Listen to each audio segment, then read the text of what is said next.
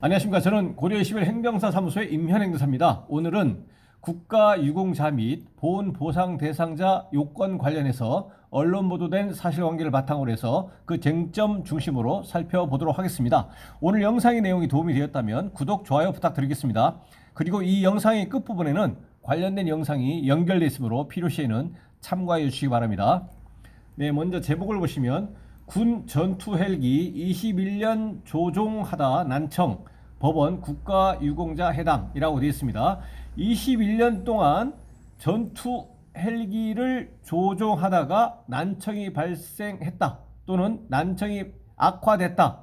그리고 이로 인해서 국가유공자라고 하는 것은 전투 헬기를 조종하는 그 행위 자체가 결과적으로 법원에서 판단할 때는 국가의 수호, 안전보장 또는 국민의 생명 재산 보호와 직접적으로 관련이 있는 직무행위라고 보는 것입니다. 이로 인해서 난청이 발생했다면 국가유공자라는 것이고, 전투 헬기를 조종하는 이러한 행위가 국가 수호, 국가의 수호 안전보장 또는 국민의 생명 재산 보호와 직접성은 인정되지 않는 관련성, 직접 관련성으로 인정될 수는 없는 경우에는 보훈보상 대상자가 됩니다. 그래서 이와 같이 국가유공자나 보훈보상 대상자가 되기 위해서는 이와 같은 직무 관련성이 인정이 되어야 되고, 직접적인 직무 관련성은 국가유공자, 직접적이지 않은 직무 관련성은 보훈보상 대상자가 되는 겁니다. 직무 관련성이 인정이 되지 않는다면 국가유공자 요건에도 해당이 되지 아니하고 보훈보상 대상자 요건에도 해당이 되지 않습니다. 그래서 이와 같은 기본 개념을 중심으로 해서 언론 보도된 사실관계를 살펴보겠습니다. 21년간 헬기 조종사로 근무하다 난청을 진단받은 퇴역 군인이 국가유공자에 해당한다고 법원이 판단했다. 15일, 그러니까 작년 12월 15일입니다. 법조에 따르면 서울행정법원 행정 6단독 윤성진 판사는 최근 퇴역군인 A씨가 서울 북부 보훈지청장을 상대로 낸 국가유공자 요건 비해당 결정 취소 소송을 원고 승소로 판결했다. 국가유공자 요건에 해당이 되지 않는다라고 결정한 처분, 이러한 비해당 결정 처분에 대해서 취소해 달라라고 법원에 소송을 냈더니 원고가 승소했다라는 겁니다. 그래서 원고의 그 주장에 대해서 받아들였다라고 이제 법원에서 이제 판결을 한 것입니다.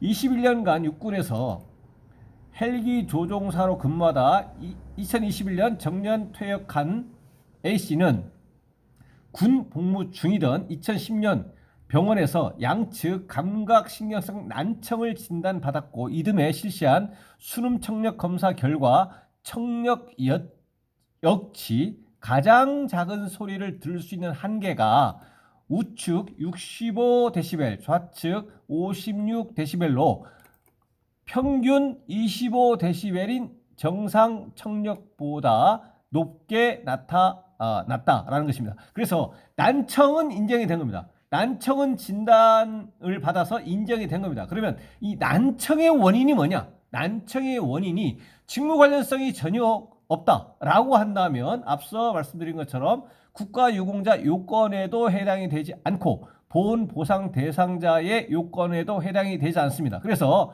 이 A씨는 난청 진단을 이제 받고 이것을 원인으로 해가지고 국가유공자 및 보훈보상 대상자 등록 신청을 해야만 그 결과에 따라서 국가유공자나 보훈보상 대상자로 최종 결정이 되게 됩니다. 그래서 이 A씨는 먼저 국가유공자 및 보훈보상 대상자로 등록되기 위해서 이제 신청을 합니다. 그래서 2022년 1월 재해부상 군경으로 등록됐지만 그해 12월 보훈심사위원회에 재해부상 군경에서 공상 군경으로 변경하는 국가유공자 등록 신청을 했다라고 되어 있습니다. 그래서 A씨는 먼저, 여기에는 이제 구체적으로 기재가 되어 있지 않지만 방금 말씀드린 것처럼 국가유공자 및 보훈보상 대상자의 등록이 될 수 있도록 등록 신청을 한 겁니다. 등록 신청을 했더니 이제 국가보훈부에서 국가보훈부 보훈심사위원회에서 심사 결과 재부상 군경 요건에는 해당이 된다. 재부상 군경 요건에는 해당이 된다. 그렇지만 국가유공자 요건에는 해당이 되지 않는다라고 한 겁니다. 그래서 이제 신체 검사 결과 재부상 군경으로 최종 등록이 된 겁니다. 최종 등록이 되고 나서 이 A씨는 재해부상 군경이 아니고 국가유공자로 다시 등록을 해달라고 신청을 한 겁니다. 이렇게 등록을 신청을 했더니 뭐라고 했느냐? 하지만 국가보훈부 보훈심사위는 뭐라고 했냐면 그 다음 해에 A씨의 청력 손실이 국가의 수호, 안전보장 또는 국민의 생명 재산 보호와 직접 관련성이 있는 직무 수행이나 교육 훈련을 주된 원인으로 일어난 게 아니다라는 겁니다.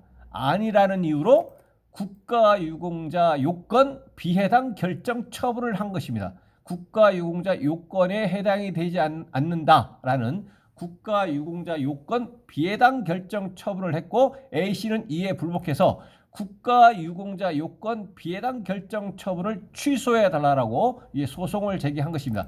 여기에서 이 불복해서 소송을 제기했다라고 되어 있는데 이와 같은 불복 구제 수단 방법은 행정심판이 있고 행정소송이 있습니다. 여기서는 이제 행정소송과 관련한 언론보도 내용입니다. 그래서 이와 같은 요건 비해당 결정 처분을 받으면 바로 행정소송을 할 수가 있습니다. 근데 행정소송은 1심, 2심, 3심입니다.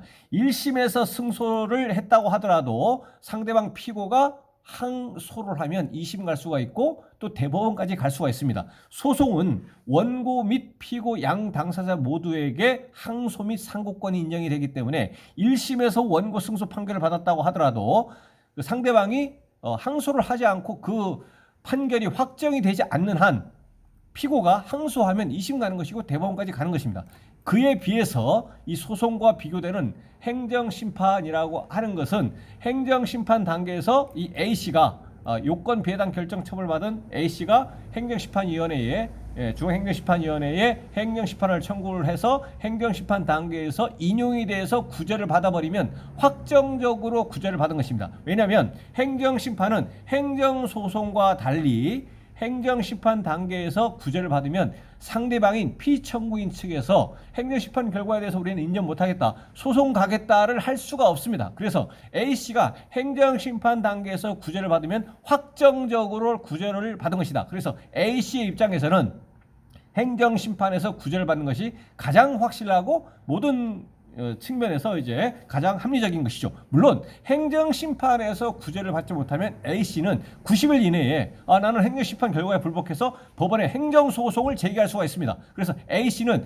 행정심판에서 구제를 받지 못하면 행정소송으로 갈 수가 있겠다. 행정심판에서 구제를 받으면 확정적으로 구제를 받은 것이다. 왜냐? 피청구인 측에서 행정심판 결과에 대해서 불복할 수가 없기 때문에. 물론 이제 행정심판에서 구제가 되지 않아서 기각이 돼가지고 행정소송으로 넘어가면 마찬가지로 아까 말씀드린 것처럼 행정소송 1심에서 승소하더라도 이제 2심 갈 수가 있는 것입니다. 물론 행정소송 1심에서 당연히 패소가 되면 또 당연히 A씨도 또 항소할 수가 있는 겁니다. 그래서 행정심판에서 구제가 되는 것이 확실하다, 확정적으로 구제를 받으니까 그 다음에 행정심판에서 구제를 받지 못하면 행정소송으로 갈 수도 있겠다. 근데 여기서는 이제 행정심판 얘기는 없고 바로 행정소송 얘기만 있기 때문에 참고로 말씀드렸습니다. 그래서 이 A씨는 나한테 한 국가유공자 요건 비해당 결정 처분에 대해서 인정할 수 없다, 불복하겠다라고 행정소송을 제기한 겁니다. 그랬더니 법원 재판부에서는 뭐라고 했냐면 이 청력 손실이라고 하는 것은 군 복무 중 국가의 수호, 안전보장 또는 국민의 생명 재산 보호와 직접 관련이 있는 직무 수행이나 교육 훈련으로 발병, 악화했다고 봄이 상당하다며 A씨의 손을 들어줬다라고 되어 있습니다. 재판부는 이 사건의 상위는 A씨가 헬기를 조종하던 중 노출된 소음을 지배적인 원인으로 하여 발생한 소음성 난청이라고 보는 게 옳다. 그러니까 이 A씨의 상위처는 소음성 난청입니다. 이 소음성 난청은 이 직무 수행으로 인해서 조종이라고 하는 헬기 조종, 21년 동안 조종을 원인으로 해서 발생했다라는 것이 맞다. 그건 일단 맞고, 그러면 이 헬기 조종이라고 하는 것이 뭐냐? 국가유공자 요건에 해당하는 국민의 생명 재산 보호와 국가의 수호 안전보장 또는 국민의 생명 재산 보호와 직접적인 관련이 있는 것이냐, 직접적인 관련이 없는 것이냐. 직접적인 관련이 있는 것이라면 국가유공자 요건, 직접적인 관련이 없는 관련성은 있다라고 하면 보훈 보상 대상자의 요건, 아무런 관련성이 없다. 그러면 국가유공자 요건도 해당하지 않고 보훈 보상 대상자의 요건도 해당하지 않는 것이죠. 그래서 헬기 조종은 국가의 수호 안전보장 또는 국민의 생명 재산 보호를 위한 것이기 때문에 A씨는 공상군경의 요건에 해당한다라고 판단했습니다. 그래서 재판부는 이러한 헬기 조종에 대해서 국가의 수호 안전보장 또는 국민의 생명 재산 보호를 위한 것이다. 그 관련성을, 직접 관련성을 인정했지만 국가보훈부 보호심사위원회에서는 이에 대해서 해당이 되지 않는다라고 결정을 했던 것입니다. 그래서 동일한 사안을 두고 국가보훈심사위원회에서는 비해당 결정을 한 것이고 1심 재판부에서는 해당이 된다라고 하는 것입니다. 해당이 된다라고 이제 판결을 한 것입니다. 그래서 이 당사자의 입장에서는 최초의 국가유공자 또는 보훈 보상 대상자 등록 신청을 함에 있어서 그 주장을 하고 그 주장 사실에 대한 입증 관계를 철저히 해가지고 등록 신청을 한 때로부터 바로 요건 해당이 될 수 있도록 이제 노력을 해야 되고, 그렇지 않은 경우에는 그에 불복해서 행정심판, 행정소송을 통해서 그 구체적인 결과에 따라서 구제를 받을 수 있기 때문에 그러한 불복 구제 수단 방법을 진행을 함에 있어서도 주장과 그 주장 사실에 대한 입증을 철저히 해서 이러한 경우에 요건에 해당이 될 수 있도록 하는 것이 당사자가 권리로 구제를 받을 수 있는